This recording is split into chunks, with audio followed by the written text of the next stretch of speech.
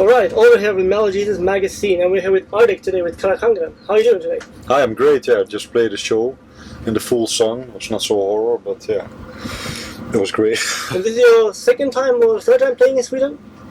Who I haven't taken count, but it's a couple of times already. The first time was like 9 years ago, so we've returned here many times, and it's always great. Yeah. One more to go tomorrow, so. But I think it's the first time you're playing actually this festival, then you? Yeah, definitely. I haven't heard from this festival before, but it's really great. It's not too big, and it's not super small, so. Yeah, it's kind of like nice. A mixture, because I think you guys came last back from Hellfest. Yeah, Hellfest is really big. To, Sweden. Yeah, Hellfest is really big, and that's a different kind of experience. And here, what I like is that you are still feeling closer to people somehow. It's not so massive, so that's what makes this festival unique, I think. Yeah. I was a bit curious. Your stage show has changed quite a bit actually since last time. Sorry? The stage show has changed quite a bit actually. Basically. Yeah, the show you mean? Yeah. We're always developing, and funny thing is that we never really consciously plan on some things, and this time we had it with the doll and this whole ritual, and with Sergo with his tongue and all the blood, and that actually happened just intuitively, because before the tour we were trying to make a video to promote the tour, and we had no idea, but we were just fooling around with this tongue and everything. So that's usually how our ideas come. They never are planned, but it's just like playing around. I mean, you guys have been around for quite some time now, and obviously Carach Angren is becoming one of the bigger symphonic metal bands out there today. Yeah. How do you feel about this sort of the growth that has happened in quite a short time actually, because Carach Angren is still quite a new band?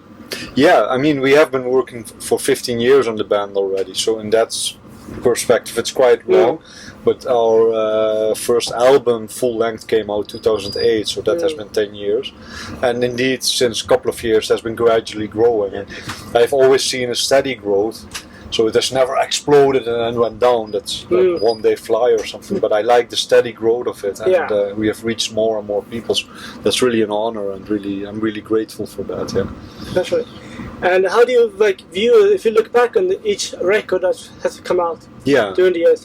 Which would you say is perhaps your, maybe favorite one to play live or perform songs from? Because obviously it's hard to pick a favorite, but if you had to pick one other to play at all. Well, for me personally, I like the Funerary Dirge of a Violinist a lot, because we have played this live and it somehow translates really well live, and I have a cool role in there as the pianist, and of course so that's really something that, because it's a very complicated song, there's a lot of tempo changes and rhythm changes even, but somehow we managed to make it really compact and translate it well live. So at the moment that's really my highlight of the evening. But also I like a song like Pitch Black Box, which is really simple, but you can really see that people enjoy it and start jumping up and down. So that's And we're going to be drifting back and forth a bit between past and present. And I was a bit curious, Carach Angren is one of the few bands who has perhaps always focused on the more theatric part of everything. Yeah. And how did that come about? Well, it started at our first demo.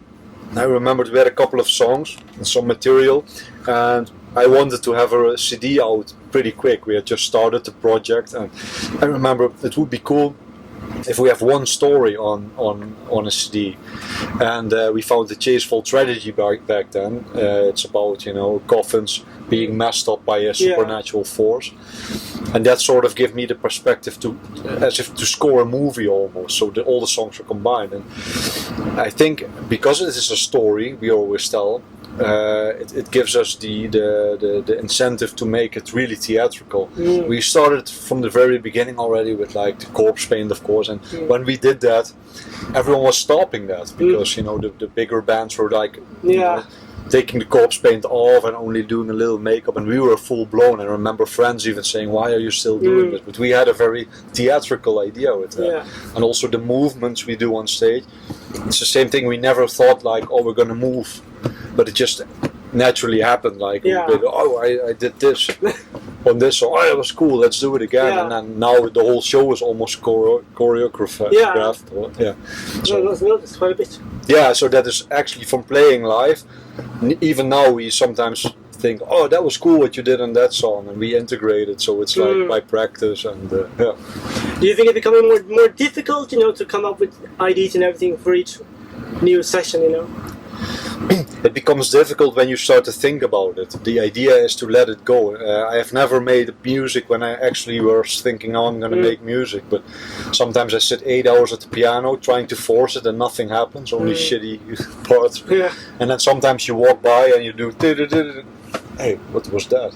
Yeah. So it's like an intuitive thing, and you have to try to let go, and that's the most difficult part. Yeah, you know, the small accident, the small thing that happens. Yeah, you have to trust your intuition and creativity, and you cannot really force it. It's like what I said with this tongue idea we never thought of it.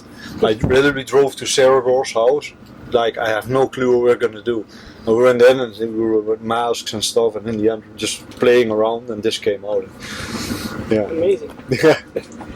You know, Lamendam came up quite early. It was like the first proper record. Like, you had an EP before that also. Yeah, we had 2 demos before that.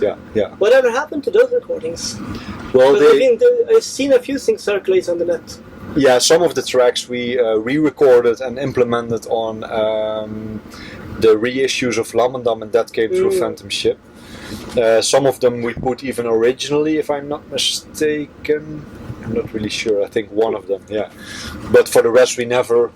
I mean, the fans love that because it's old, and we had only like 100 or 200 printed. But maybe in the future we do something with it. But it's not something that we are planning. You guys have been with Season of Mist for quite some time, actually. Yeah. How's that been working out? Good, yeah. We're happy with it, and because it's a label that sees our potential to grow, and that's what we need. There are a lot of labels, and the music industry is constantly changing. I mean, I've seen changes over the last 2-3 years tremendously towards, for example, streaming. So people are buying less discs, only people that collect, and fans do that. Unfortunately, we earn something of that, but the streaming is super big, and you need a label that is able to change with those directions. And I think they're doing a great job. Right now they have a couple of people that work with them. They are Dutch. And I know at least one of them really well, so that makes really good cooperation going on. That's good. Yeah, and like fast communication. That's really important in every company or definitely partnership. And they're French, actually, right? Originally they're French. Yeah, they are now based in the Netherlands, the main office, but the distribution is still in France. And how has the latest album been? Was it as expected? You know, it came out still 2 years ago. Yeah. So it's still pretty fresh, and you've been touring quite heavy on it. Very heavy, and the reception is really good. It was already in the beginning. I always notice with our albums, because they are a bit complicated, that it takes some time for people to digest. So on this tour, I see that a lot of people know the songs and really get into it, but it takes some time. Definitely. Yeah, and we play some songs from Lamendam on the tour and the club show. Yeah, it was a really good set, very mixed today. Yeah. Today too, and then the club shows we play longer, so then we have like more songs even. And what is cool is that you see a lot of reaction from the crowd on that song. So yeah. And regarding your latest album, Dance and Laugh Amongst the Rotten, it was top rated all over the world and amazing scores. And of course, an amazing album, that's what I think. I actually picked up the deluxe edition you had. Yeah. With Season of Mist, was really cool. And I was wondering, who came up with the idea of including almost the Ouija boards and stuff that you used to have in all the previous ones as well? Because there seems to be a bit of a theme going on with the latest one and the previous one. Well, for this one, I had this idea. I wrote that story idea with the pitch black box. So I came up with this idea. Wouldn't it be cool if the CD comes in a black box? Because in the end, it's revealed that everyone who has this box is haunted, and everyone who opens it. So, but before you open the box, you don't know it, because you open the box, you play the CD. The last line is like, "Did you open the box before hearing this song?" So that I wanted to have this kind of fourth dimension, like that the listener feels part of the story, or maybe something came out of the box with it. So yeah, and I like that kind of thing. It's not just to include something, but it has some kind of meaning. So that's what we always try to do. And what do we have next up for Carach Angren? You know, a lot of people are asking, will there be a new album soon? Yeah, we are aiming for next year. Okay. And we are probably going to record in the fall already. So do you have any details to share? Like? No, not yet. It's secret. Everyone asked me that, so I appreciate the question. But for now, we have to keep it under the table. But it's going to be great. We're very excited about what we have. So. And you know, the concept story it's still a concept album, but it's also based on different fairy tales still. Or knows a bit. The new one, you mean? Yes. Or it's like separate stories, like ghost stories. the last one, you mean? Yes. Yeah, but it's tied together in this pitch black box kind of way. But we always try to, because if you tell one story, like we did with This Is No Fairy Tale, it can also limit yourself to step out of it. And on Where the Corpses Sing Forever, we included also different horror stories. So it's always good to have one narrative and a lot of sub stories. Yeah. So we like that. Yeah. And stage performance-wise, anything you guys played in the day now, quite early. Yeah. Do you like playing earlier, or do you prefer playing almost in the evenings? It's of course nicer to have darkness, because then you can have the light show come out much better. But in the end, personally, I don't care, because you can make me play at 10 in the morning. I will just play and we'll give a hell of a show. And yeah, crazy. And I was wondering, with the latest one, who was in charge of the artwork? It was Costin from Romania. Costin, Cioreanu, I think it's his last name. But amazing artist. He also did a lot of lyric videos for us on the previous album and on this album as well. Yeah, so that's really cool. And I think you actually worked with him before, haven't you? Yeah. Quite from previous section. Yeah, This Is No Fairy Tale. He made 2 lyric videos for This Is There's No Place Like Home, and 2 flies flew into a black sugar cobweb. Yeah. And it's like touring now, you're probably playing with Wolfhard, so how's that going? Really good. These guys are really nice, and it's a good band, and that's really important. Especially we are on a 7-week tour, so you need to get along. And they're really nice guys. They're really helpful. So we're almost done. There's 2 more shows left. Okay. Yeah. So what's up next then? Is it just home and rest of it? We have 1 show in Gothenburg and 1 in Aalborg in Denmark. So yeah. So you're playing a bit of cross, like European tour only now, exclusive festivals, or is it mixed with club venues as well? It's with clubs, yeah. It was like almost 40 shows with festivals and clubs. Yeah. How do you stay true that? How do you stay physically healthy? Everyone has his own ways, and for me it's just like I try to get out. Because if you sit in this bus all day and in backstages, you can get a little bit like weary. So, for example, that's for me. And you have to eat well, and you have to not party every day. And but for someone else, it's maybe something else. So everyone is different in that sense. And circling back a bit around the music industry, of course, a lot of people talking about the climate change and how CD and vinyl is sort of dropping. How do you feel it has reflected a lot, considering as an artist these days, is it difficult to make a proper living out of, just relying on CDs and merchandise? Of course, that has changed. We are, in that sense, lucky. We have never had the golden times because we are a new band. But you see that some bands who were already active in the 90s, they had a lot of money coming in from sales. And that has now diminished a lot. I feel confident about streaming because previously someone would buy an album and you would never know what they would do with it. They would maybe play it once or twice or 10,000 times. With streaming there's potential to, if you play a song over and over and over, there is a little bit of money coming in, but a little bit over 10 years is still something. Yeah, so, of course. But of course it's different and you cannot only rely on that. But what I like is that if you make really good songs and people stick with it and they keep playing it, there is potential to earn some money. So and I'm confident if you just keep working hard, doing the things well, and I'm in this I'm in this because I like what I do and I can't do anything else because I'm just obsessed with it. And it led me to this fortunate position where we can make money and make a living, and that's really cool. So. Yeah, and also I think there's one of the technical parts with designing all the crazy keyboard stuff. Yeah. And I saw, I think it was on, I don't know if it was Hellfest that you had this crazy keyboard. Yeah. We have a lot of production elements. We cannot bring them everywhere, but also in the club shows we need smaller setups because the stages are smaller. But that's what's cool about our band is that we can really. We can change like a chameleon in a big stage. We can bring all these crazy things, and in a small club we have minimal setup, but still very good interaction with the crowd. So, yeah, that's great. I was also wondering, in today's society, in crazy society, do you think there's a huge difference between playing in Europe versus playing, let's say, in the US or North America? US is very good for us because I think they like this entertainment value we have. They go really crazy, for example, with the strange pops we have and all of that. In Europe now too, so that has been picking up. But black metal and the metal scene has a very long history here, and especially the somewhat darker black metal.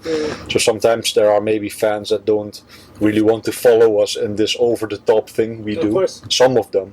But on the other hand, we see that we are gathering more and more fans from other genres in. So it's like widening. Like if you see the audience today, it's absolutely not only black metal fans. No, it's very mixed. It's mixed and it's almost mainstream. So that's really cool. Yeah. So it's good for us everywhere. We're fortunate. Yeah.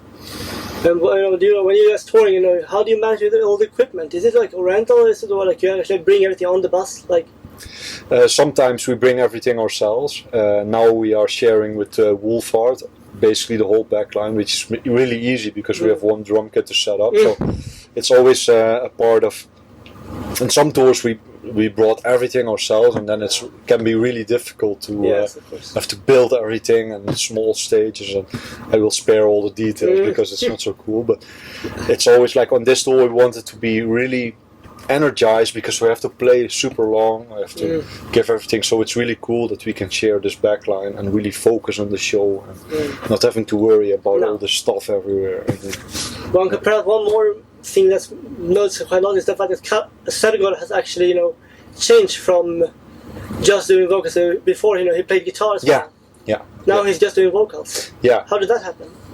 It was a coincidence because we wrote the album This Is No Fairy Tale, which was on his part really complicated. Like he made vocals that were all over the song in a very sometimes like strange way, like compared to the rhythm of the guitars and stuff. And then playing guitar was really almost difficult. It was almost impossible. It's like the guitar was doing one thing and the vocals were doing one, the drum and all.